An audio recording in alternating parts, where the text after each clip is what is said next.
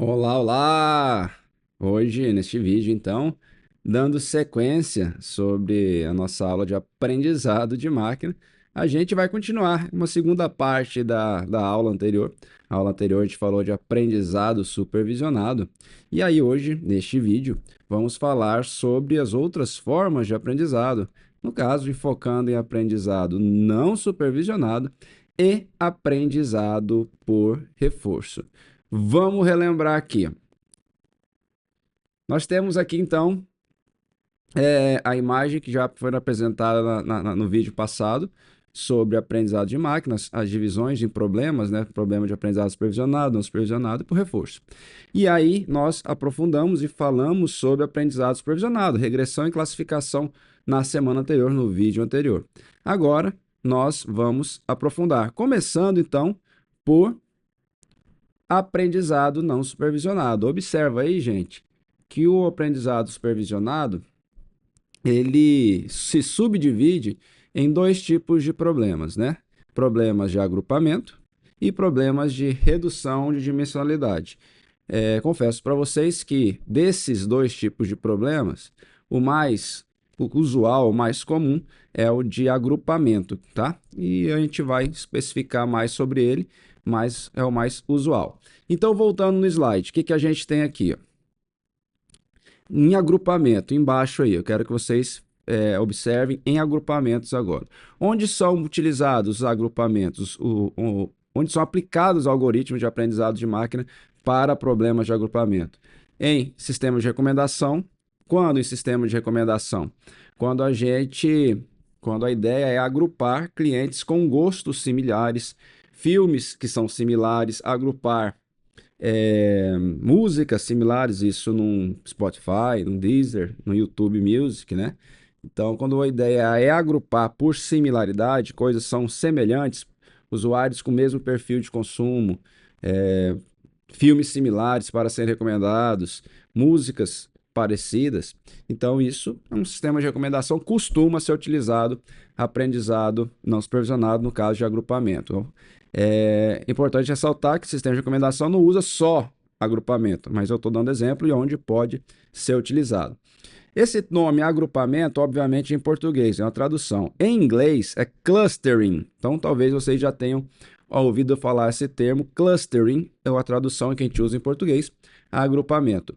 Então, o problema envolvido aí neles, como eu citei, no caso do sistema de recomendação, é agrupar itens, dados, coisas semelhantes. O termo em inglês de grupo, né, de agrupar, é cluster. Cluster, possivelmente vocês já ouviram. Então, é um problema de cluster. Clustering é o problema e agrupar, cluster, tá? Em português, muita gente aportuguesa e fala clusterização, tá? Só para vocês se situarem. Mas o termo correto é fazer agrupamento em português, tá? E aí, ó, marketing direcionado também, para direcionar o marketing para clientes similares. Enfim, usuários que tenham gostos similares. É muito utilizado para segmentação de clientes, né? Clientes com mesmos perfis. Então, na verdade, todo tipo de problema que envolva agrupamento, em agrupar coisas similares, coisas semelhantes, dados semelhantes, desde que esses dados não sejam rotulados, é de não supervisionado, não agrupamento. Então, lá na aula anterior, a gente viu os problemas de classificação. Então, classe e grupo são coisas diferentes, tá? Classe, ela é rotulada. Então, quando a gente tem lá as frutas, maçã, vamos supor, uma fruta tamanho médio, casca lisa, vermelha. Aí tem o rótulo dela, ó, isso aí é uma maçã, esse é um exemplo de maçã. Então, ele é uma base de dados rotulada. Se não tivesse esse nome maçã, por exemplo, um registro de fruta. Tamanho médio, casca vermelha, casca lisa, e aí tivesse uma outra fruta. Tamanho médio, cor verde, casca lisa. Talvez o algoritmo de agrupamento agrupasse elas no mesmo grupo, no mesmo cluster, para depois a gente interpretar para dizer do que se trata aquele grupo, tá? Então a gente não sabe dizer, quando o algoritmo agrupa por coisas semelhantes, similares, do que se trata aquele grupo. Por quê? Porque é não supervisionado, a gente não conhece informações, ao contrário da supervisionado, que os próprios dados já são rotulados. Então existe um supervisor, que é a própria base de dados tem essa informação, que diz do que se trata aquele dado. No não supervisionado, não, a gente não tem informação, o algoritmo vai atrás de coisas similares, similaridades para agrupar. Então vamos pensar no seguinte exemplo. Se eu coloco vocês em uma sala, nessa sala tem vários tipos de cadeiras com diferentes formatos, umas com braço, outras sem braço, com encosto, sem encosto, umas mais alta, outras mais baixa, com almofadada, não almofadada, com diferentes cores, e vários tipos de mesas. Vários tipos de mesas. E aí, só que o detalhe, vamos supor que vocês sejam ignorantes, e não no sentido de ignorante de desconhecimento mesmo, e não sabem do que se trata. Nunca viram uma cadeira, nunca viram uma mesa, não sabem do que se trata, não sabem para que serve uma mesa e nem uma cadeira. E eu chego para vocês e falo o seguinte, ó, tá vendo esses objetos que tem aqui? Eu não vou falar o que é cadeira e que é mesa, né? Esses objetos que tem aqui, eu quero que vocês, essa é a tarefa que eu vou dar para vocês, eu quero que vocês agrupem esses objetos em 2 grupos, em 2 clusters. E é isso que eu dou de informação. E aí o que vocês vão fazer? Vocês, observando os objetos, vão ter que colocar os objetos em 2 grupos. Então, como eu imagino, como eu tenho certeza que vocês, neste caso, exemplo hipotético, são ignorantes por desconhecimento do que se trata de cadeira e mesa, porém são inteligentes, vão tentar encontrar similaridades nos objetos para agrupar objetos semelhantes. É o que eu imagino que vocês fariam. Então, observando, eu creio que vocês conseguiriam agrupar, colocar no mesmo grupo, no mesmo canto lá da sala, as cadeiras, mesmo elas sendo muito diferentes entre si, e no outro grupo, as mesas. Então, essa é a ideia do agrupamento. É pegar uma base de dados, pegarem dados e agrupar dados que são semelhantes em diversos grupos. A quantidade de grupos a gente pode definir. No caso de um Netflix da vida, um Prime Video, um streaming da vida, pode ser a questão de agrupar usuários. Eu posso pegar os dados de todos os usuários e falar assim, ó, para o algoritmo, eu quero que você agrupe todos esses usuários em 10 grupos. O que o algoritmo vai fazer? Vai ficar analisando os dados desses usuários e agrupar eles, separar eles em 10 grupos, assim como foi feito com a ideia aqui que eu citei de cadeiras e mesas. Essa é a ideia de agrupamento, tá? Então vamos voltar lá para o slide. A ideia de agrupamento é exatamente essa. Fiquem com essa ideia na cabeça, porque eu vou fazer daqui a pouco um exemplo que pode apresentar um exemplo que pode ser usado em sala de aula com a ideia de agrupamento. Agora eu quero só apresentar para vocês, muito rapidamente, a ideia de redução de dimensionalidade, que é um outro problema que se trata com aprendizado não supervisionado. Então, a ideia de redução de dimensionalidade é reduzir a dimensão do problema. O que é a dimensão? Cada variável seria uma dimensão. Então, imagina uma base de dados que tenha 100 variáveis. Então, a cor é uma variável, a altura é outra variável, peso é uma variável, endereço é uma variável. Enfim, tudo isso é uma variável, né? Então, imagina que eu tenho uma base de dados com 100 variáveis. Seriam as colunas, né, da base de dados. E aí, 100 colunas é muito, né? Então, às vezes é necessário a gente reduzir para ficar mais eficiente o algoritmo, até para melhorar a qualidade do aprendizado.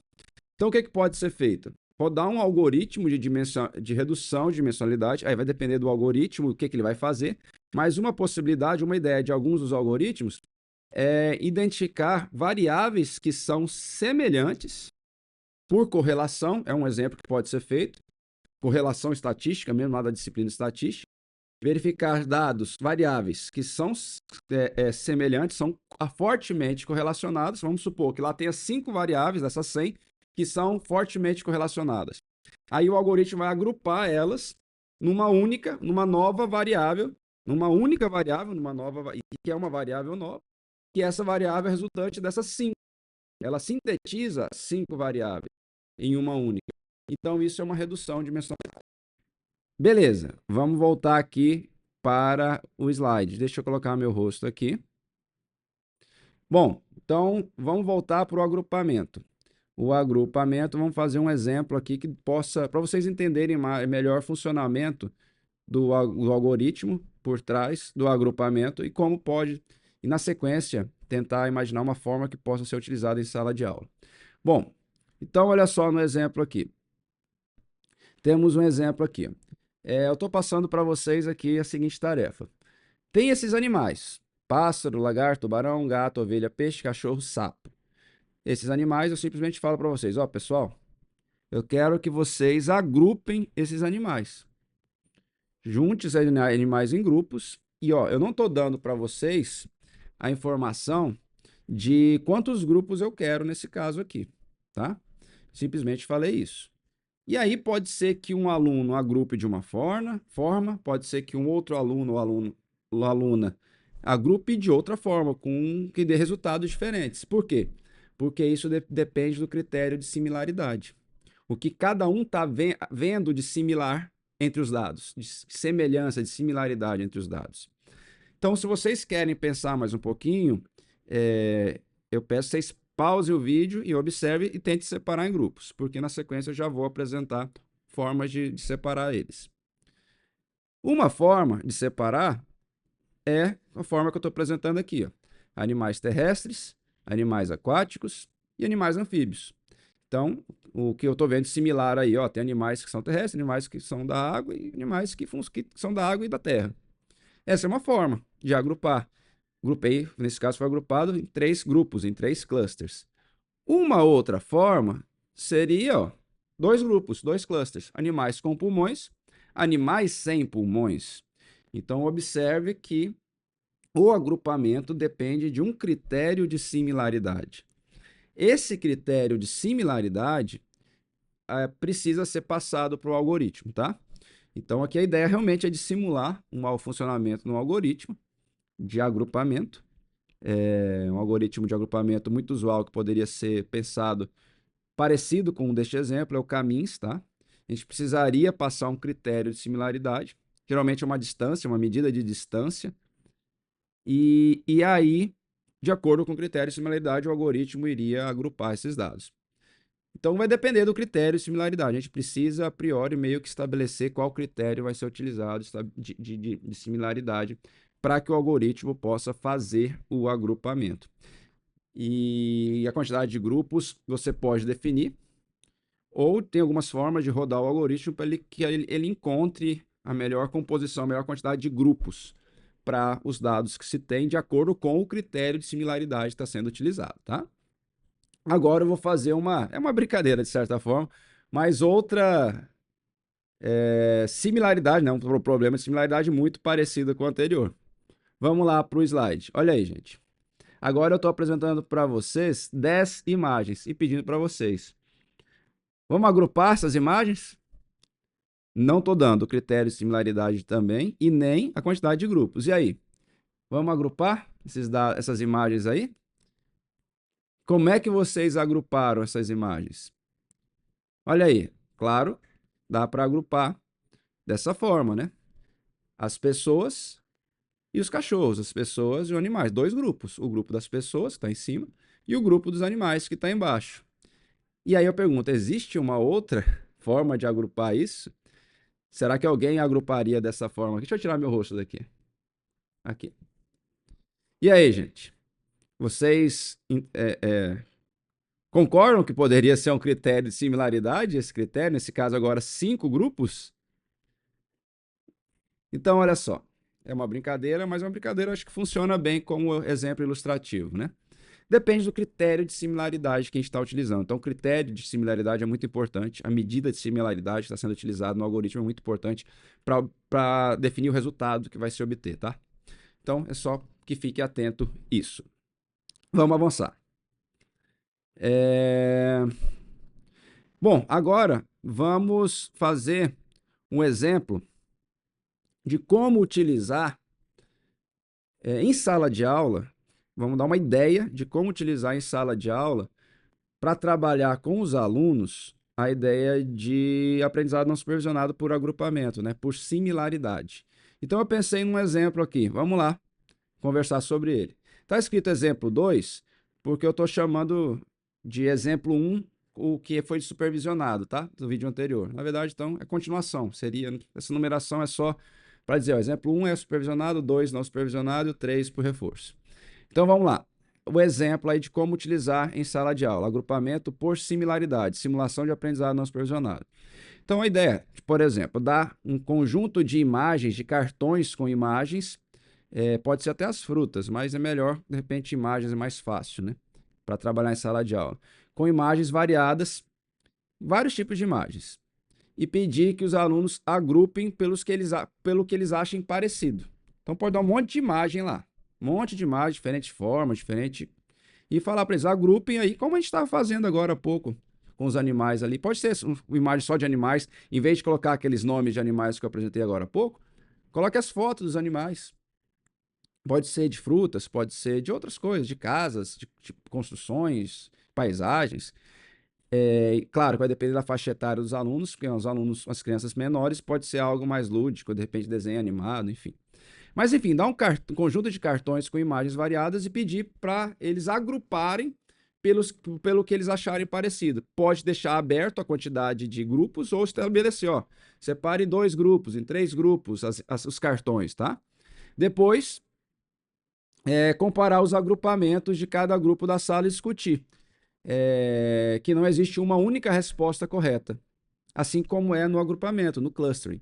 Então, possivelmente, essa é uma dinâmica que, muito provavelmente, os alunos vão chegar em resultados diferentes. Claro, desde que as imagens não sejam muito... Por exemplo, aquele exemplo que eu dei, só de cadeira e mesa, dificilmente vai dar resultados diferentes. Mas nos animais, talvez dê resultado, possivelmente vai dar resultados diferentes que os alunos vão agrupar de formas diferentes. Se você deixar aberto a quantidade de grupos, maior a probabilidade de dar resultados diferentes. E aí leva uma reflexão para os alunos, mostrando que existem formas de ver semelhanças, similaridades, e isso pode ser trabalhado, né? Formas diferentes de agrupar, e que é a ideia do algoritmo de aprendizado não supervisionado por agrupamento, tá? Beleza, vamos voltar para o slide. Então, o objetivo dessa atividade é agrupar itens com base em características comuns, sem categorias pré-definidas, que aí categorias pré-definidas seria aprendizado supervisionado. Nesse caso, simulando o funcionamento do algoritmos de aprendizado não supervisionado, como o Camins, tá? E aí, gente, como que a gente já pode aplicar isso daí? Distribuir os cartões impressos, ou pode ser cartões digitais, mas talvez seja melhor cartões impressos, com esses objetos variados, né? E aí atribuir algumas informações como cor, tamanho. Pode ser as imagens, isso se for para crianças menores. Se for para adolescentes, ensino médio, de repente é melhor colocar só textos. Por exemplo, cor, vermelha, forma, redonda, tamanho, pequeno, textura, tal. Porque aí fica mais abstrato, mais próximo do real, que nas bases de dados funcionam assim, por registros mesmo.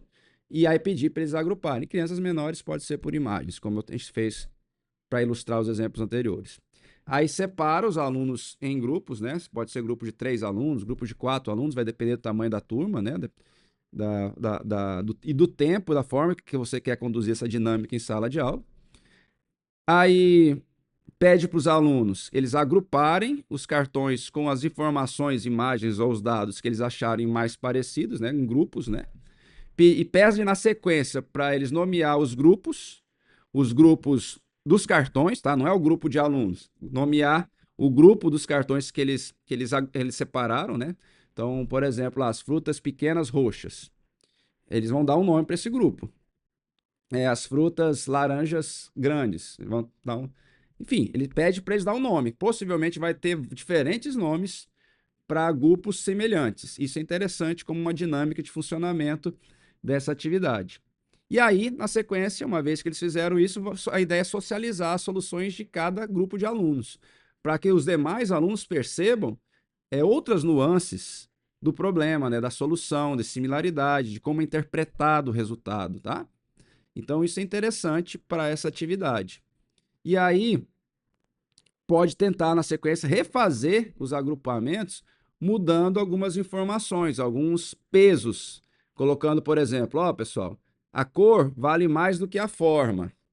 Então é mais importante vocês considerarem a cor da fruta, do objeto, do que o tamanho, o formato do objeto. E aí, de repente, isso muda o critério de agrupamento dos alunos. Você pode mudar a diferença de peso, de atribuição de cada variável, de cada informação. E aí também pode incluir objetos estranhos, né? Formas estranhas, que seriam os outliers, aquilo que é extraordinário, que não é o usual, não é o comum, é algo que está lá ou por erro, ou é algo real, mas que é muito atípico e pode acontecer numa base de dados. E ver como é que eles vão tratar isso, observar. De repente, algum grupo vai tirar, não vai usar, outros vão agrupar em algum lugar e vão dar, de repente você pergunta a justificativa por que agrupou naquele grupo e vão discutir que pode, como é que poderia ser tratado. Isso aí não tem uma resposta certa. Mas se for pensar em aprendizado de máquina, uma forma de tratar é excluir outliers, isso no pré-processamento do aprendizado de máquina. Outras vezes, o outlier é importante, vai depender da aplicação da tarefa que a gente quer utilizar. Então, vai depender, né? Isso é a depender.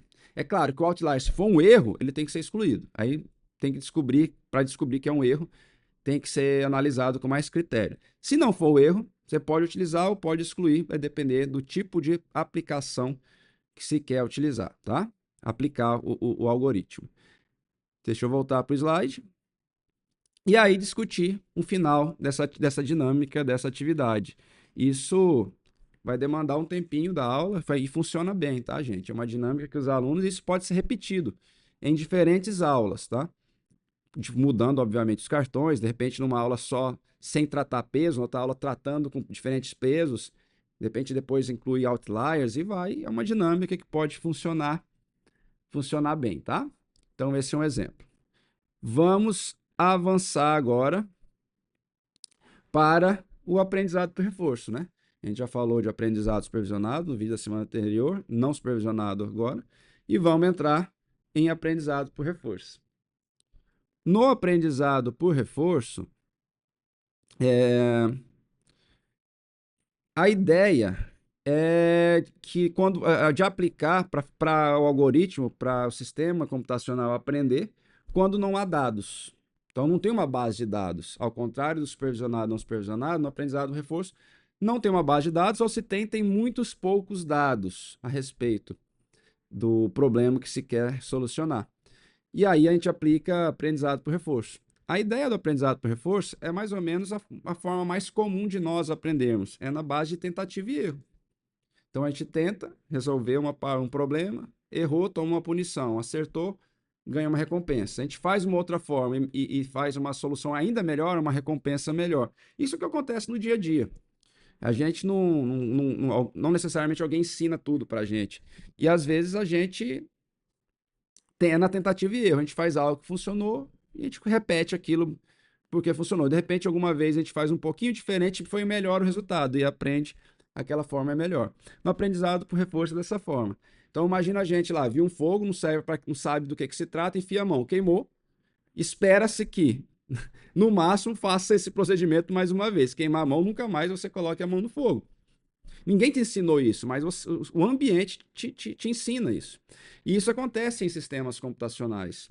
Então, pode ser por meio de robô, pode ser por meio de outros sistemas, em que o próprio ambiente onde está inserido o sistema, pode ser um robô, pode ser um sistema, que a gente chama de agente computacional, que ele indique uma punição ou uma recompensa de acordo com a ação realizada. Então, o aprendizado por reforço ele é muito utilizado em jogos, em robótica, navegação robótica, né, o planejamento de trajetória, em jogos com inteligência artificial, aquisição de habilidades para um agente computacional aprender novas habilidades, um robô aprender novas habilidades, aprendizado de tarefas, decisões em tempo real. Então, o aprendizado por reforço, basicamente, resumindo, é a ideia de tentativa e erro. Por quê? Porque a gente não tem uma base de dados para aprender com os dados do passado? A ideia é coletar dados sobre o problema. Como é que coleta esses dados? A partir de tentativa e erro. Então, a partir da tentativa e erro, o sistema observa o que está acontecendo, o que se deu um resultado bom ou ruim, vai armazenando esses dados, vai montando a base de dados, para a partir daí gerar o conhecimento por reforço, aprendizado por reforço. É assim que se chama esse tipo de aprendizado, tá? Então, no geral, é isso e espero que vocês tenham entendido. Então, quando não se tem uma base de dados, aprendizado por reforço. Vamos agora trabalhar com a ideia de como utilizar em sala de aula a ideia do aprendizado por reforço. Eu pensei num exemplo aqui, eu acho que é interessante, gente. Talvez dê um pouquinho mais de trabalho para aplicar em sala de aula, mas de repente funciona bem. Então, ó, jogo do reforço, simulação de aprendizado por reforço. A ideia é criar um labirinto simples no chão da sala ou no papel, mas de uma forma que esse labirinto todo mundo veja. Talvez duas cartolinas no chão da sala ou mais. Enfim, uma cartolina talvez seja pequena, mas talvez dê. Fazer um labirinto. Labirinto com os quadradinhos, um mapa mesmo. Um mapa não, tipo uma tabela. Eu já vou mostrar para vocês no slide na sequência. Aí pode ser, ó, a gente pode colocar uns bonequinhos lá, como sendo um robô, para andar nesse labirinto. Ou se for na sala de aula mesmo, sem o cartolina, vocês podem usar, se for um piso quadriculado na sala, umas peças de porcelanato, cerâmica, enfim, o granitina quadriculado, pode usar cada quadrado da sala como uma casa, uma célula para esse robô. E aí pode usar uma pessoa, um aluno mesmo, para esse aluno ser o robô, ele ficar paradinho e aí simular, de acordo com o algoritmo, o que vai acontecer. Qual que é a ideia aqui? A ideia é demonstrar como que agentes humanos, ou no caso, robôs ou máquinas, aprendem com o algoritmo por reforço, né? Aprendizado por reforço, tomando decisões por tentativa e erro e recebendo recompensas ou punições com base nas suas ações. Então vamos lá, como aplicar? Uma ideia que eu tive aqui de como aplicar. Exploração por grupos. Então, divide a turma em grupos de alunos, vai depender, obviamente, a quantidade de alunos que tem na sala, mas em grupos de 3 a 5 alunos.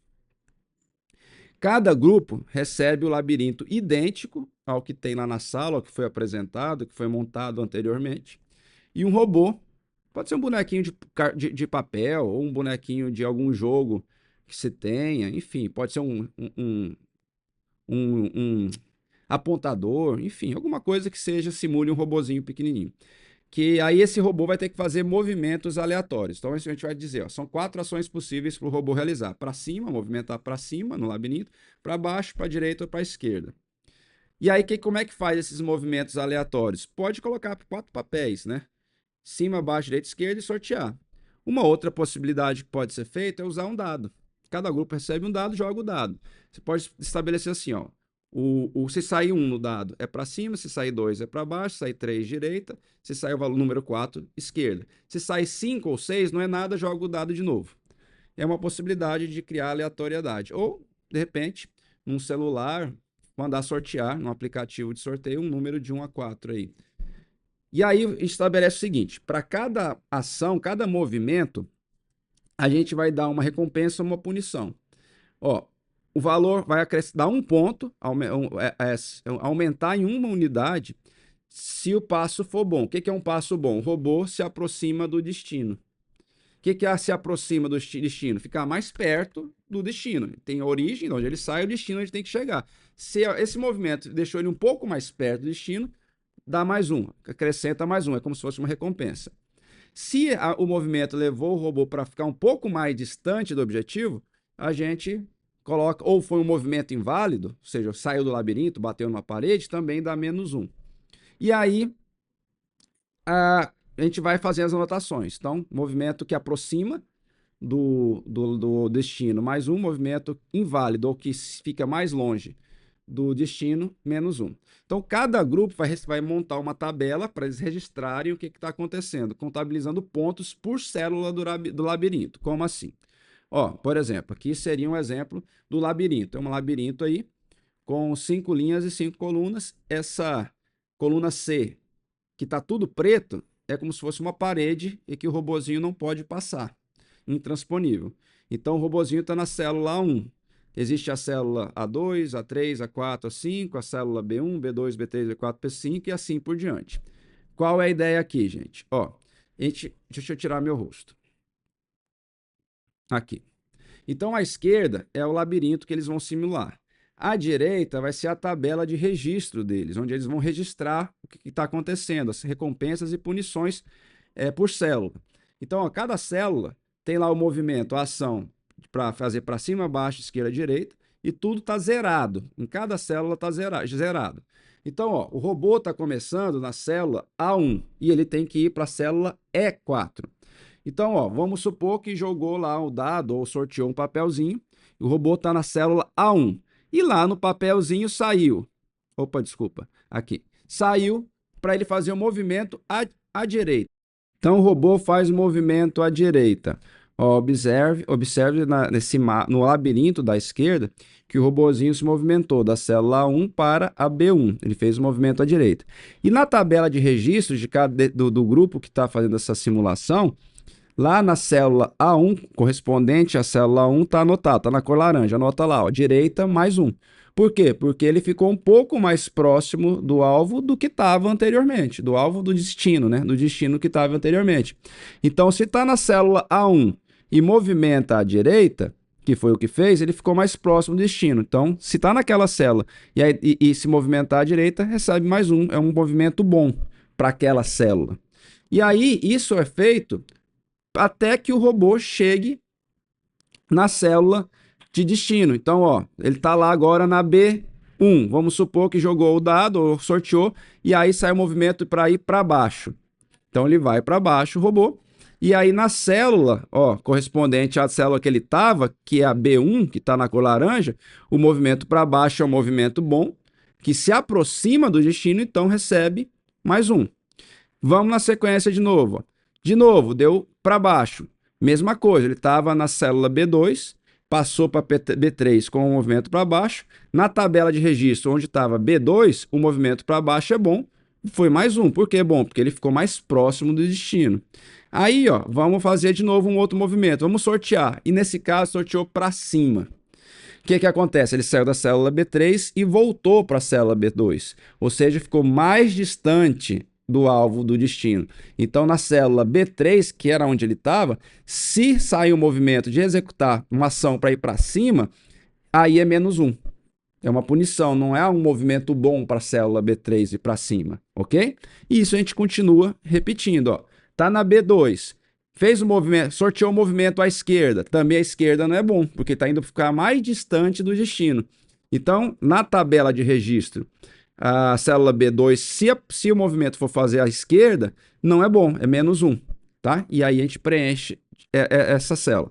E vai seguindo dessa forma, tá, gente? Ó, vai seguindo e fazendo as anotações até chegar no destino. Eu não fiz até chegar no destino, não. Fiz só até chegar aqui, mas para vocês perceberem que vai jogando dado ou sorteando e vai sendo aleatório, essa tabela de registro vai sendo montada. Vai sendo somado mais 1 no movimento, se for um movimento que leva para uma posição mais próxima do destino, e vai subtraindo se for um movimento que leva para uma posição mais distante do destino, entendeu? Então, cada grupo vai fazer isso uma vez, né? Até que o robô chegue. Eu falo uma vez assim, todo o procedimento sorteando dados até que o robô chegue no destino. Então, no final, cada grupo vai ter uma tabela de registro. Uma tabela de registro diferente. Vocês concordam que é uma tabela de registro diferente? Porque se é aleatório, se é sorteado, cada um vai ter uma tabela de registro diferente. Então, qual que é a ideia agora? Depois que todo mundo jogou a tabela, fez a simulação no papel lá e montou a sua tabela de registro, aí a ideia, gente, ó, aí a ideia é fazer a segunda etapa. O que é a segunda etapa? É consolidar os registros. Então, pega, após todas as explorações, cada grupo faz uma exploração. Então, a ideia é que cada grupo fazendo uma exploração, a gente faz várias explorações do ambiente. O que é a exploração? O robô tentando, por tentativa e erro, chegar no destino, aprendendo o ambiente. Então, a gente fez várias explorações ao mesmo tempo. Então, o que é a ideia agora? todos os grupos fizeram a exploração, fizeram a simulação preenchendo a tabela de registro. Então, junta todas as tabelas de todos os grupos em uma única tabela. Como que a gente vai fazer isso? Para cada célula da tabela, então, para cada célula da tabela, a gente vai somar os pontos de todos os grupos para cada movimento. Então, por exemplo, a célula 1, por exemplo, deixa eu voltar na tabela lá, pegar essa tabela aqui. Ó.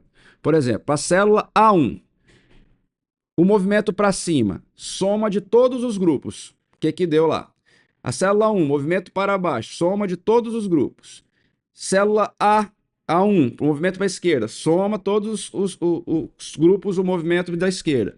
Para a célula 1, para a direita, soma de todos os grupos. Vai dar um trabalhinho, mas a ideia é somar de todos os grupos, todos os movimentos para todas as células. Gente, não tem problema se vai dar mais 3, menos 4, não tem problema, não tem que ficar mais 1 ou menos 1.